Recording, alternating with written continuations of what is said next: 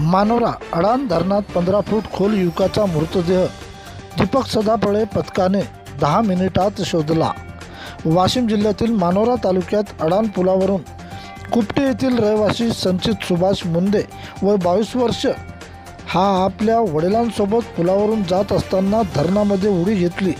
वडिलांनी वाचविण्यासाठी पुलाखाली जाण्याचा प्रयत्न केला, परंतु उताराने त्यांचा पाय घसरून तो फ्रॅक्चर झाल्याने ते जागीच पडले। तोपर्यंत मुलगा खोल पाण्यात बुडाला। या घटनेची माहिती कारंजा तहसीलदार रवी महल्ले तसेच मानोरा तहसीलदार राजेंद्र पाटील यांनी पिंजर येथील मानव सेवा आपत्ती व्यवस्थापन फाउंडेशन संचालित संत गाडगेबाबा आपत्कालीन शोध व बचाव पथकाचे प्रमुख दीपक सदाफळे यांना घटनेची माहिती देऊन पाचारण केले। दीपक सदाफळे व मयूर सुभेदार अतुल उमाळे, गोपाल गिरे, ऋतिक वाघ, मोईन सोनूने घटनास्थळी दाखल होऊन सर्च ऑपरेशन करून अवघ्या 10 मिनिटात मृतदेह शोधून काढला।